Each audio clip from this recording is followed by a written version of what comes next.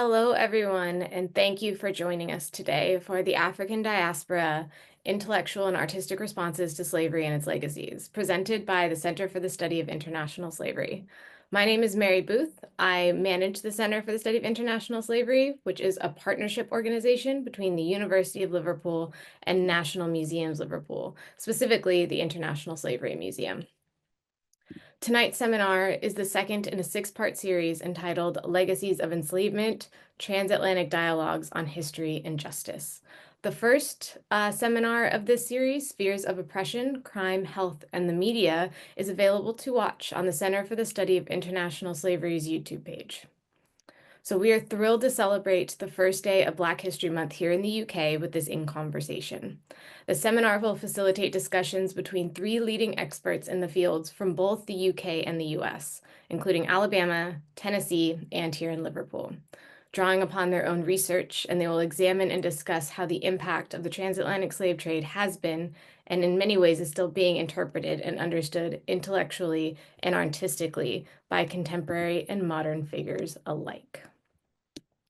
So just a bit of housekeeping before we get started. I am going to see if I can get the opening slide taken down so you can see us for a second. Fantastic. Hello, everybody. So a bit of housekeeping before we get started.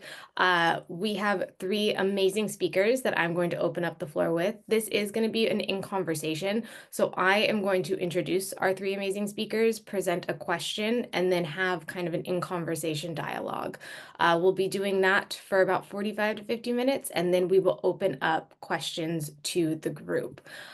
We can't hear or see anybody in the audience, unfortunately, but if you have a question, please raise it in the Q&A and we can see it here on our screen so we can pick it up from there. If you have any questions, also pop it into the Q&A section and a member of the CSIS team will address it as well.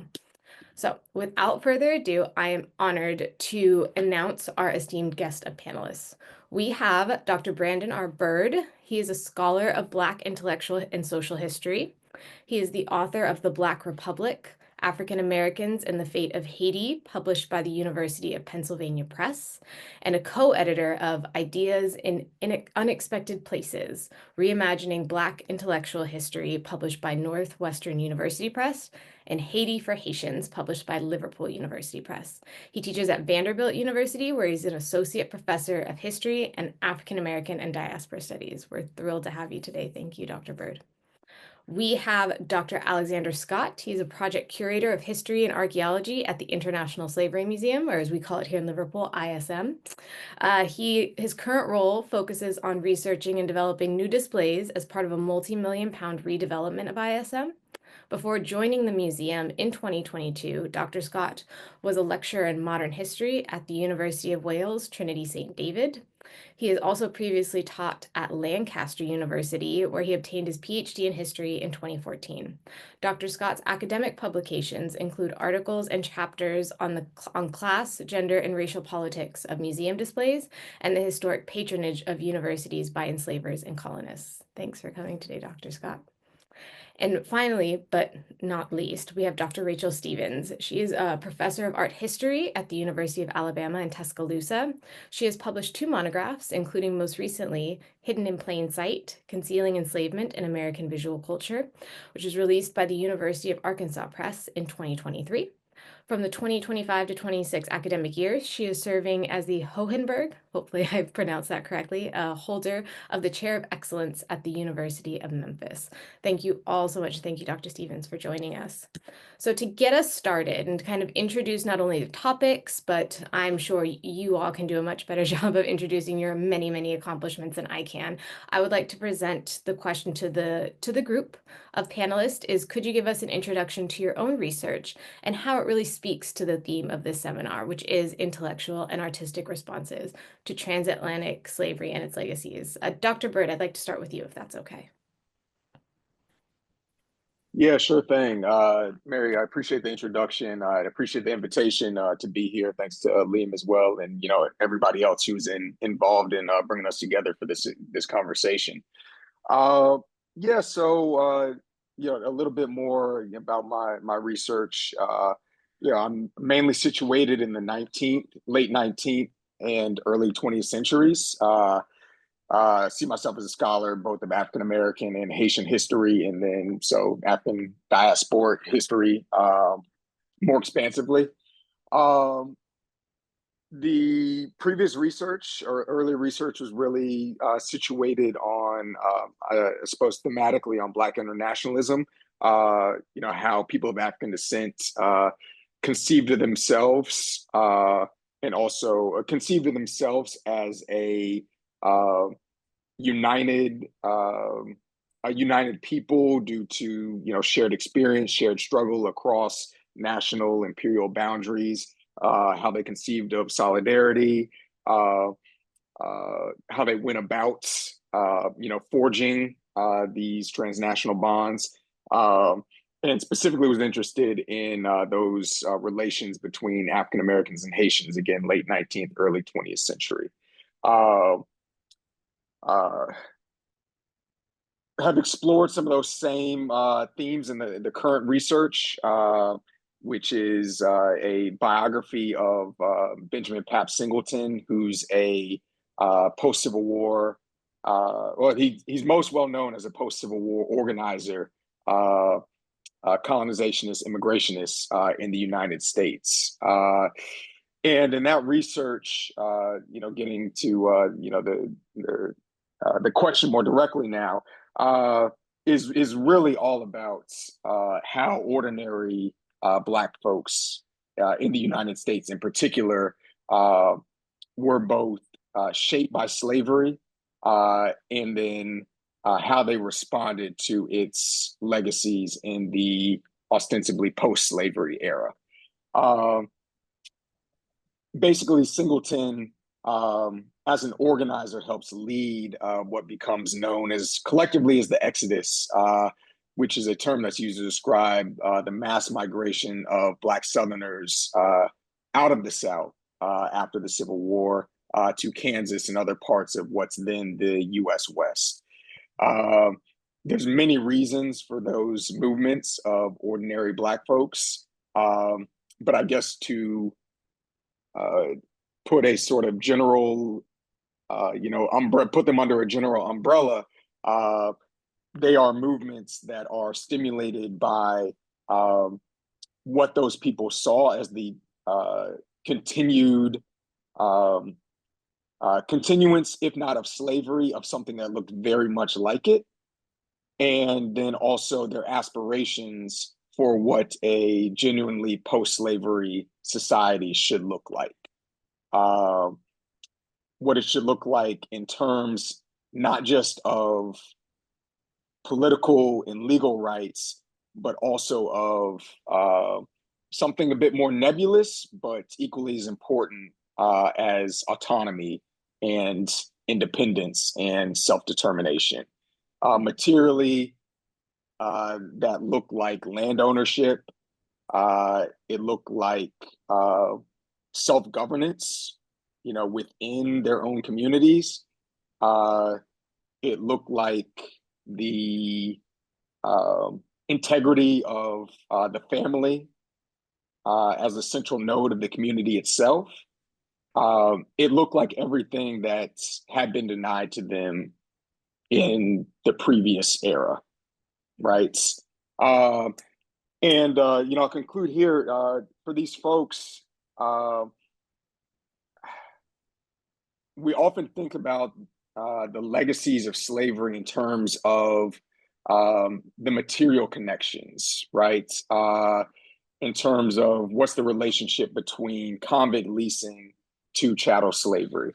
And for them, these material connections were real, right? You see in their organizing opposition to convict leasing. But what we also see is these ordinary Black folks, including Singleton, address what they saw as the equally important and equally pervasive and pernicious psychological legacies too. Invocations of quote unquote former masters who were unwilling to relinquish the whip and therefore the need to get out from under them, right? So for me, again, the current research as it pertains to legacies of slavery and thinking about it on the terms of free people, especially Singleton most specifically. I try to grapple and address what they saw both, again, as the material and psychological, um, legacies there. Nice. Thanks so much. So many fascinating things to unpack, and I'm going to let the panelists, but I think really kind of understanding these different legacies and these kind of material culture that you talk about, but also how is that represented in contemporary terms? How do the conversations continually advance among society and even internationally? It will be really interesting to kind of flesh out through these conversations. Thank you so much. I'm going to move now to Dr. Alex Scott, if you wouldn't mind picking up. How does your research connect with our theme tonight? Thank you. Thanks for the introductions and the invitation to speak today. So I'll answer it in two senses, really. I'll talk about my previous job and career working in academia. As was mentioned, I was previously a history lecturer at several universities in the UK. My academic research and PhD was on the history of museums.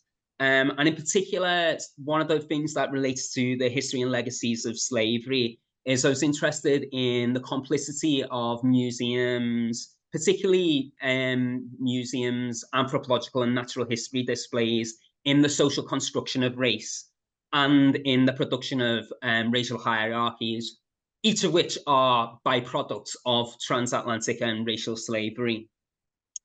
And then secondly, one of the things that I got interested in was as has become increasingly apparent to people working in academia in the UK and has been well known in the United States for a long time, that many of the benefactors of higher education institutions were colonists and enslavers. So the institution I was working at, University of Wales, Trinity St David in Lampeter, a small town in rural Wales, dates back 200 years, and several of its benefactors were enslavers.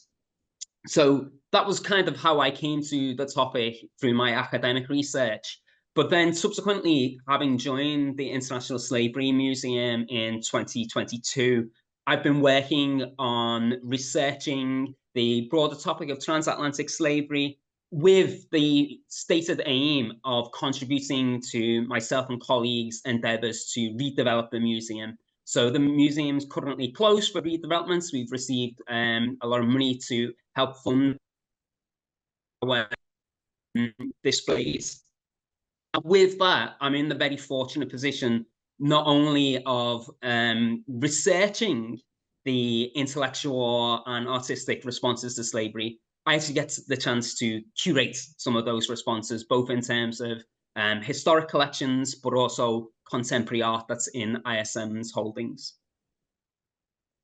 No, that's fantastic. And being here and being within the Liverpool community, watching this kind of redevelopment, as you say, is really fantastic and interesting to experience, really on the ground level of how this is developing. So thank you so much for sharing that. I pass it to Rachel Stevens. Rachel. Thank you. I echo the thanks of my fellow panelists, and I'm fascinated by your work and excited to learn more. For my own personal work, most recently with my book that Mary described, Hidden in Plain Sight, which was out in 2023, I address specifically artistic responses. I'm an art historian, and I found that art produced in the US South in the decades before the Civil War that addressed slavery did so in really specific ways, working to justify it. And I was led to the project sort of kicking and screaming because as a researcher in the nascent field of art of the US South, I couldn't find anything out about that pro-slavery artwork. Previous scholars have avoided it, maybe didn't want to touch it with a 10-foot pole, or maybe didn't want to work towards exposing historical truths.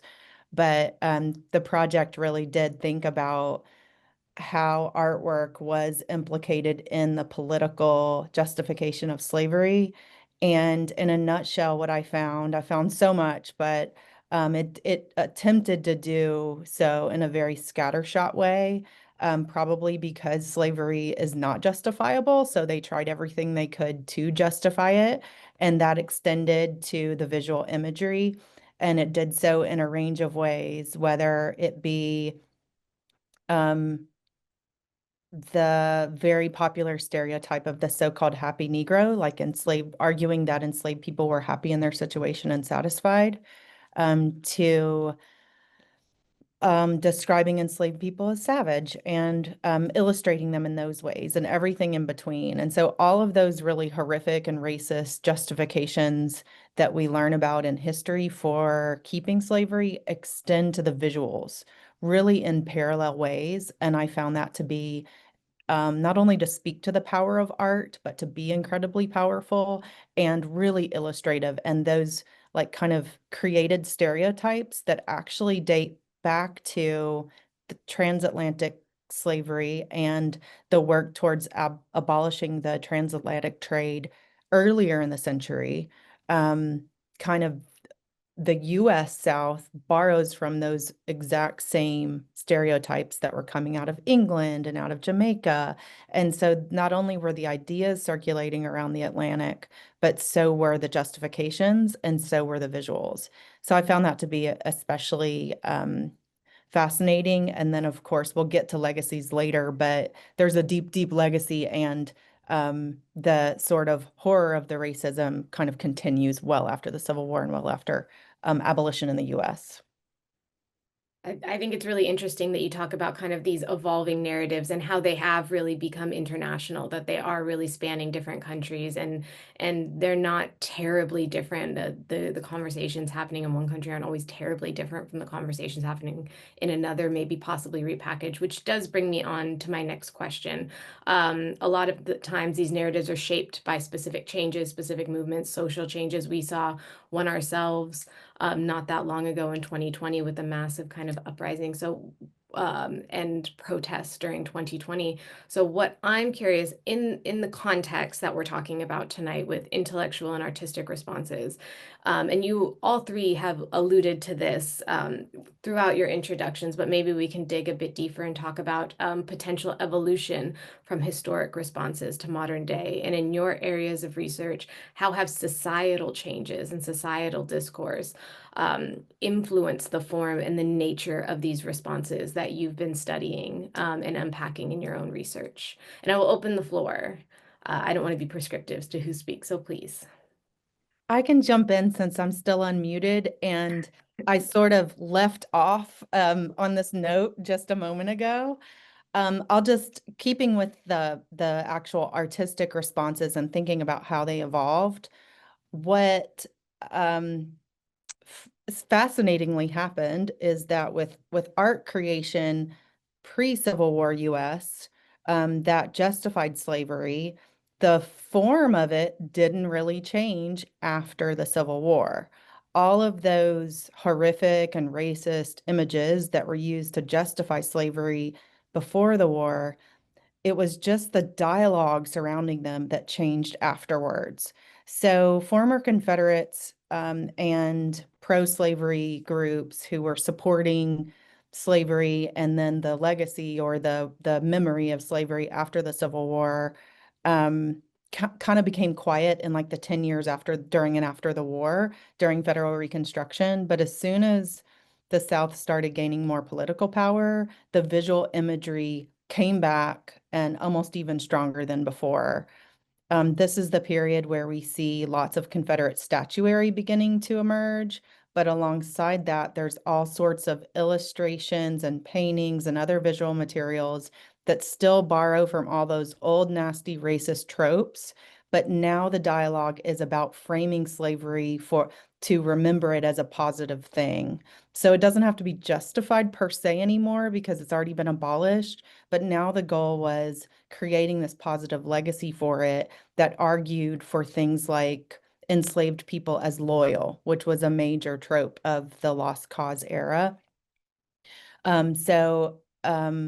All those same old stereotypical images are recycled now with things and conversations that are made up stories really about how loyal enslaved people were to their own enslavement, because you can't really have a positive remembrance of slavery if enslaved people aren't complicit in that. So they worked really hard to make images of happy formerly enslaved people. I can talk more about evolution, but I think I've taken my time. I can lead us up to the present day, but I'll work maybe more towards that next time I have the floor. Sorry, Brandon, I think you unmuted. Yeah, no, sure. That was great. And part of what I had to say dovetails with Rachel's comments, so I wanted to jump in. Yeah, so working across the different projects that I mentioned in both, I've done some work on Haitian intellectual history in this same era, in African American history. The one thing that unites it is this time period in late 19th century moving into the early 20th century. And so just generally speaking, it's an era of um, massive change in how people of African descent organize in order to both achieve their own aspirations and also how to confront the legacies of slavery and also the evolving nature of racial and economic discrimination. There's certainly some continuities, right? The leveraging of print culture, for example, right? The use of the pamphlet, all these things to aspects of print culture to try to mobilize both the masses, their own people, and also to speak back to power. But again, there's also massive changes. I mean, just speaking, in the context of the United States, where I don't begin, the current project biography begins at the beginning of Singleton's life, which is around 1809, 1819. But the beginning of his organizing, after the Civil War, you have Black people claiming a public sphere to try to counter the exact things that, Rachel describes. Mobilizing massive Emancipation Day celebrations in places like Topeka, in which their orations present a very different picture of what slavery was than the lost cause narrative. You see, of course, using the Black church for similar ends, and also to secure the needs for their community as an outlet for mutual aid, as well as a space, for building up an independent Black politics. And then gradually, in the ensuing decades of what's really a long, post-emancipation era, due to increasing urbanization, industrialization, migration, not only westward, but certainly as you move towards World War One, also northward, that Black public sphere continues to expand both in size, scope, but then also in geography. And as it does so, it serves as a catalyst, that expansion, for again, evolving strategies to address the evolving face of racial and economic discrimination, right? When 1890, the National Afro-American League is established by T. Thomas Fortune. You have the foundations of that legal attack on incipient Jim Crow, right? Legalize de jure racial discrimination. And by 1909, that's then taken up by, of course, the NAACP. Right. So, all that's to say, to address the question of, how do you see changes, where I'm looking at, where I'm situated, it's an era in which it's really I guess the way to put it is it's really a formative one. For many of the changes that become sort of commonplace as okay, these are the responses to Jim Crow, racial oppression, et cetera. And you bring up a fascinating point about not only kind of chronologically going through and looking at the different kind of societal conversations and discourse, but also geographically. What did that conversation look like in one aspect, in the United States, which is massive in, I guess, general ratios. What did that look like in the North? What did it look like in the South, the West, Right. and even societal conversations that were coming up at the same time could have looked vastly different. Yeah, yeah, yeah. And there's also, I mean, there's the transnational component. I won't take up too much time, but I'll say that goes hand in hand too, right? You have as this Black public sphere, expands within specific geographies, it also, you know, different links are established in these different nodes, of the Black world, right? So, by 1900, you have a truly, Pan-African community, taking shape organizationally. Mm-hmm.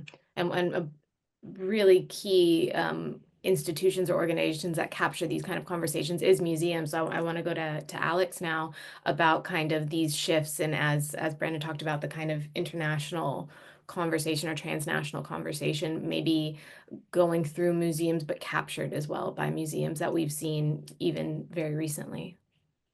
So, I mean, just to speak to some of the specific things that Rachel and Brandon were talking about, I mean, in that sense of a visual language of racism in the post-slavery era, it's worth noting that a lot of the same iconography, the stereotypes, the characters that were familiar to the American South become part of British popular culture as well.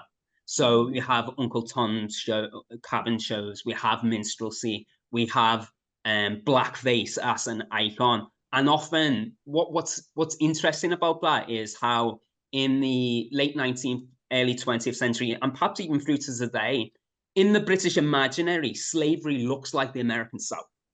And less so Britain's own colonies. It's kind of a displacement thing that's happened in British culture, where that's become the way in which we think of slavery. We think of it happening elsewhere. We think of it happening in other nations and not necessarily being close to home. So it's actually interesting for me then to go back and look back through our own collections and think about, well, what is the visual culture of plantation slavery in the British Caribbean? And something I've been doing recently, I've been researching images of plantations in Jamaica and Antigua, and thinking about how they evolved in the late 18th and early 19th century, where that's a moment where there is a direct response to a societal change. You can see in the visual iconography that's produced a response to the growing abolitionist sentiment, and also more directly what was called amelioration. So the idea of that you could sort of reform slavery to make it more palatable. And definitely you can see that in the way that slavery is presented in visual art. I suppose on the one hand, and the more obvious sense is the way in which you have the production of romantic landscapes that reduce plantations to a sublime image and negate enslaved people's work within that, on them, kind of efface slavery from the image of the Caribbean. But then you also have images, and there's a famous set of prints by William Clark of plantations in Antigua, which actually are rare in that they focus on enslaved people's work, their labor on plantations.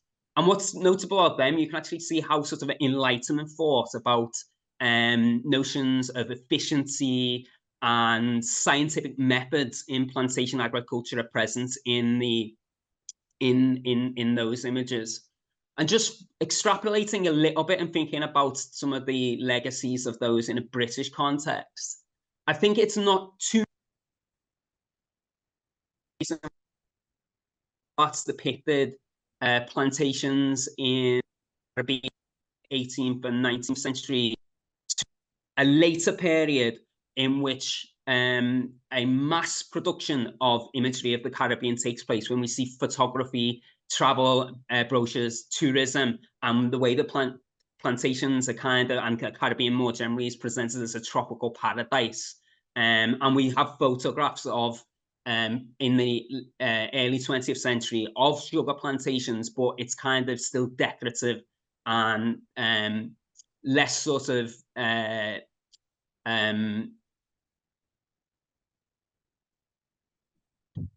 I'll finish there. I think I've lost my train of thought. Can I No, jump in, Mary? of course. I actually have questions and comments for each of you real quick, just based on things you said that are intriguing to me, and I think maybe more broadly too. Just curious, Alex, about that William Scott series. Do you know what the purpose of it was? Were they trying to expand settlement? Because I've seen the only kind of Caribbean location I've studied is Cuba, but their plantation images don't completely wipe away enslavement, but rather make it look really scientific and advanced technologically. And I think it's because they were trying to encourage additional movement, like Spanish movement to Cuba. And that's like from the early 19th century. And then I'll pivot to my question for Brandon real quick too. But what I'm thinking, Brandon, about in terms of that, the motivation for all that lost cause racist imagery I was talking about, is I think it was actually built out of white fear for Black citizenship, and all of those pieces of self-representation and agency and determination among formerly enslaved people who are doing things like celebrating Emancipation Day or enacting citizenship or whatever. I think that inspires a lot of the fear that actually is responsible for ramping up all of that lost cause imagery that comes later, and maybe even the monuments, because I know that formerly enslaved people wanted to produce monuments to their own histories. Not many of those were able to come to fruition, but I think it was, it's important, I think, to mention that as a result of lost cause rather than the other way around. But I don't know if that's true. Yeah. Yeah. So Alex, I don't want to jump the line here, but Okay. yeah, so I would just say, Rachel, I agree wholeheartedly with you. I think it's crucial to see that sort of dialectic, see the role that what Black people, ordinary Black people, were doing, how that informs, shapes, influences, this reactionary impulse, right? In addition to things that you mentioned, if we think of something like archiving, this is something that I always have in mind. So I studied with, folks who know the work of Fitz Brundage at UNC. Yeah, I studied with him. He's written a lot about this. By the turn of the 20th century, and actually UNC's Southern Historical Collection is like case in point of this. Just it becomes a tool of the Jim Crow South, right? Using the archive to shape power, in the trio sense, right? To make official this, lost cause version of the South, right? So we understand that, but I think we perhaps understand less well how coinciding with that, and also in some cases preceding that, are efforts by Black Southerners themselves, actually including, the guy I'm writing the biography of, Benjamin Singleton, to archive their own truths about the antebellum and post-Reconstruction South. So just for one example, Singleton donates, he has a whole scrapbook, pertaining to his life and organizing, that he donates to the Kansas State Historical Society in, I'm blanking on the exact date, during the 1880s, right? And so there, again, geography plays a crucial part, right? He establishes relations with more, progressive white archivists there in Topeka, right, who have very much this idea still lingering of a free states, ideology, and so use that to his advantage, right? And he's not exceptional in that.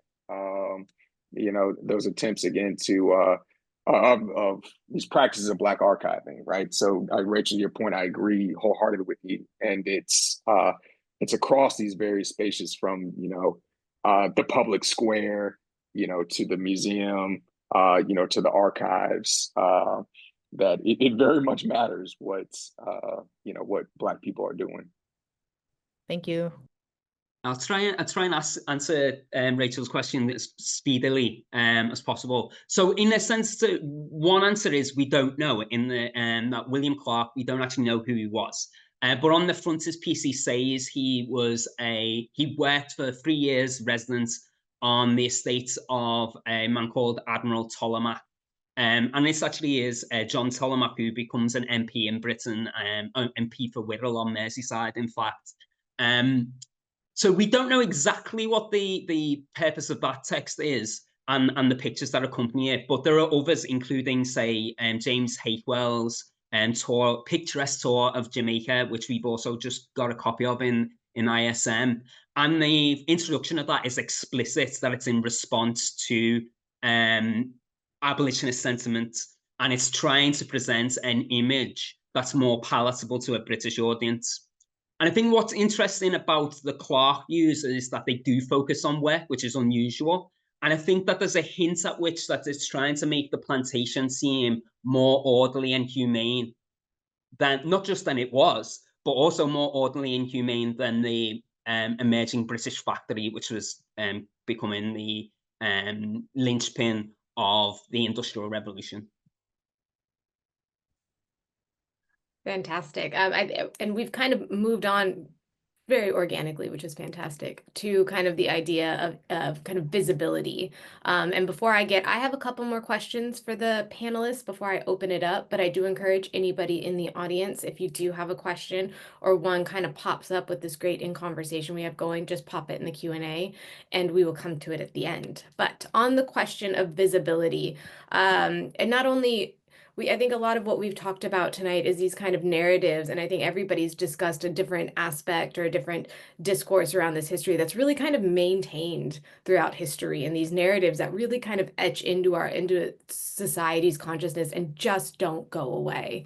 So we're wondering, how does your research speak to, or really even operate outside of, or in some cases both, the more well-known mainstream narratives of transatlantic slavery, either those historically or those of today that may have historic roots? And how do these responses that you all have been talking about in your research potentially challenge or utilize these narratives as a means of really unpacking the aspects of history that aren't as widely known?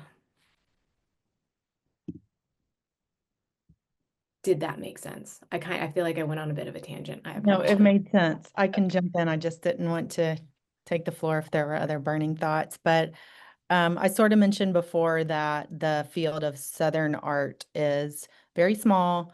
And I started a project, or I went into thinking about enslavement during my grad study and trying to figure out the nature of those pro-slavery images, because there really was a lot of abolitionist art history at the abolitionist movement, and they very productively harness the power of art.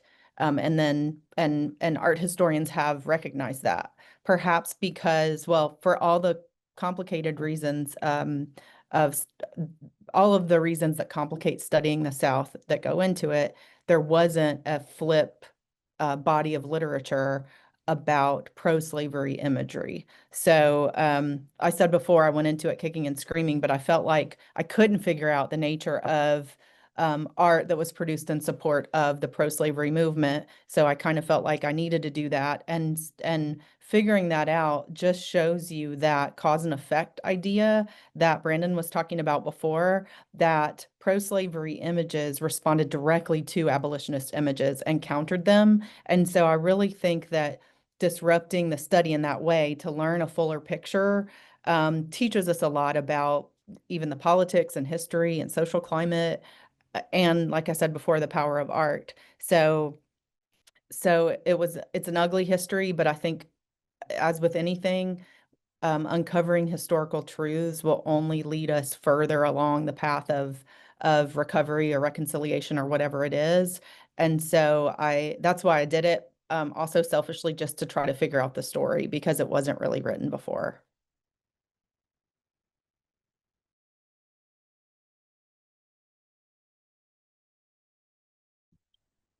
So I suppose in some senses, as a curator of a national museum, we operate in the mainstream narratives as well. So we necessarily have to sort of engage with that.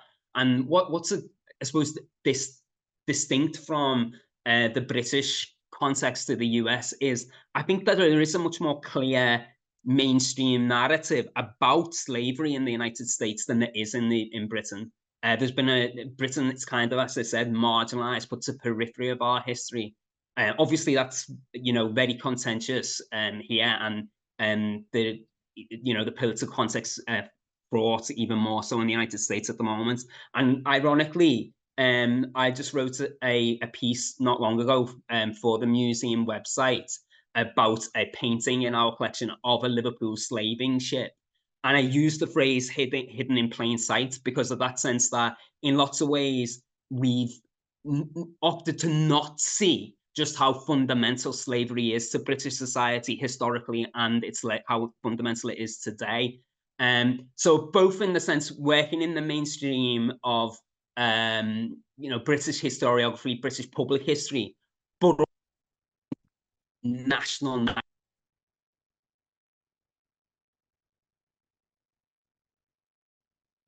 Sorry, Alex, we missed just the last little part. Do you remember the last little sentence you said? Sorry, I missed that. So I said that in a sense, we're working in the mainstream of public history and public historiography, but at the same time, challenging some of the assumptions about Britain's national story. Fantastic, thank you. Brandon. Yeah, so it's a great question, Mary. I suppose it's a bit of a complicated one, especially in the U.S. context where the mainstream it's pretty complicated as it's intertwined with ongoing culture wars, right? And on the one hand, I the idea of 1619 and slavery as being foundational to the making of what becomes the United States. That is a mainstream idea, whether it's contested or accepted. Some it's also a mainstream idea, and aspects of actually a very virulent strain of pro-slavery ideology, to maintain currency. I hear it sounds wild when you say it out loud, but a former fitness celebrity goes on CNN and basically echoes what will sound familiar to some of the audience, this idea that, well, slavery existed across time and place, so chattel slavery in the US, no big deal. So that, again, that's also a mainstream idea. So there's many things happening in the mainstream regarding ideas of slavery and the slave trade. So in all that, I suppose what occurs to me is to try to get at what's how to put it. I suppose it strikes me that it continues to be the case that the best way through all that mess is to use what freed people and their descendants contributed to these very discussions.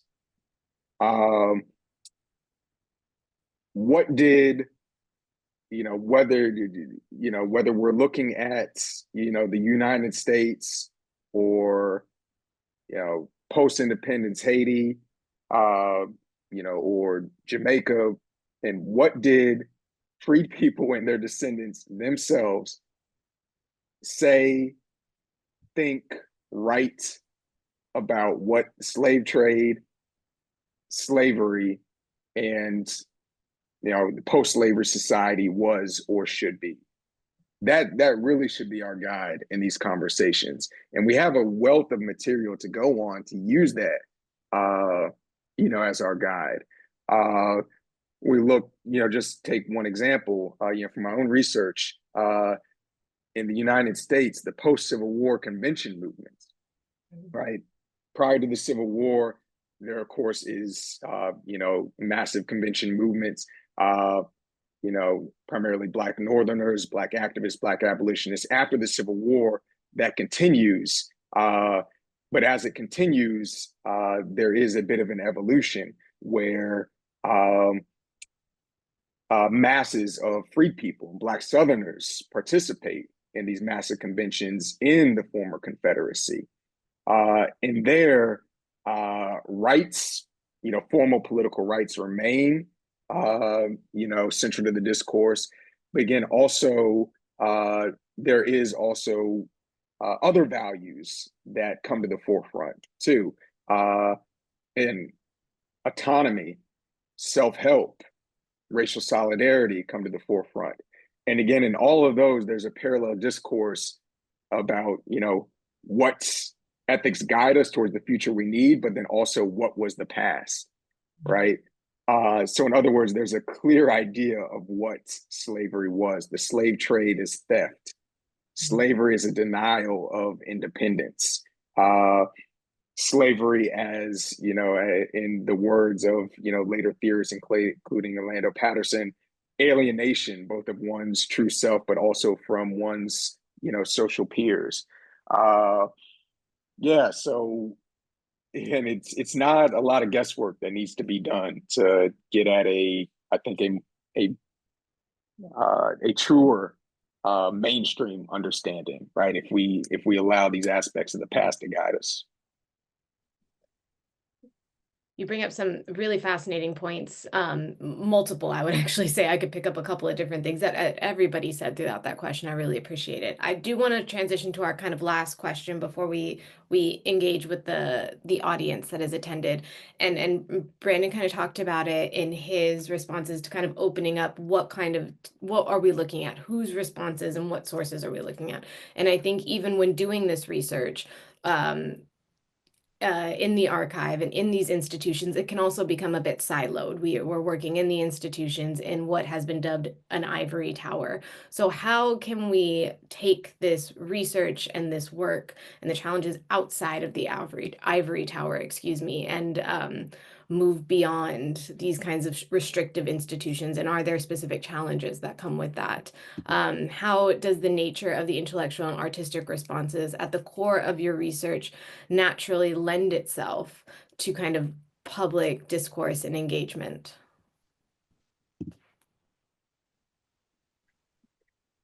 I can jump back in while this is top of mind. It dovetails, my thinking on this dovetails with a lot of what Alex has pointed out, particularly regarding the challenges. So here in Nashville, we have the privilege of having a number of museums and cultural institutions that speak to the public about slavery, but there's also the challenge in that, again, that Alex in particular has highlighted here, that there is, and put a fine point on this, those include the plantation of Andrew Jackson, right? So they're invested in certain narratives about what slavery was and who slaveholders were. So the challenge there is to how to reframe narratives that are really geared to romanticize, to appeal to what is ostensibly public sensibilities. So it is a real challenge. It doesn't mean that it's insurmountable. Some of these sites, including the Hermitage, Andrew Jackson's plantation, have made some steps to acknowledge the history of slavery there and enslaved people. So it's not insurmountable, but it is there. But then the other part of my thinking too that I think is just as important, for those of us in universities to not just think about our relation to publics, but also to as we go about our daily lives, hopefully immersed in the community itself, whether it be civic organizations, activists, organizations, churches, other social institutions, to think about how what happens in those spaces can also guide the questions that we ask of the past. I know that was convoluted, so maybe make that less abstract. In every movement, and there's plenty of movements across the Atlantic world right now. Plenty of social movements unfolding right now. Everyone, maybe not everyone, most are going to have some aspect of political education, right? What are they reading? Why? If they're reading Walter Rodney to guide their struggle, why are they doing? What are they gaining from that? So I guess in other words, sometimes it's less important to say, hey, what do I as an academic have to contribute, to this public discourse, and instead to think about, again, how, what is this, organization doing? Why are they doing that? And how does that guide how I think about, again, what, actors, in the past have done and what they were trying to do. I'll jump in real quick, Alex, because I think you're probably actually best positioned to answer this, although I love your thoughts on this, Brendan. I was just going to add that maybe Alex and Brandon feel the same way as I do, but I'm actually the most comfortable sitting at the library or at the archive or at my desk, entrenched in the historical scholarship rather than out in front of the public. However, I think what we can do to sort of bridge the two, one of the things is exactly what Brandon mentions, is to think about the historical past, how it's been written, who's been omitted, whose voices we can elevate, whose belief systems we can call attention to, and not just in academic monographs, but in museum spaces, in front of historic house museums, and in their displays. Who can we remember in the history that scholarship over the last 100 years has often omitted? In my case, with, say, portraiture of elite whites from the 19th century South, all of the people that circulated around those people's daily lives have not been historically recorded. So if there's a portrait of Andrew Jackson, all of the enslaved people who are working in tandem with him daily haven't made it into the mainstream history. And can we think about ways to do that? Can we look at those portraits in different ways that includes a wider circle? And that might include Indigenous people as well.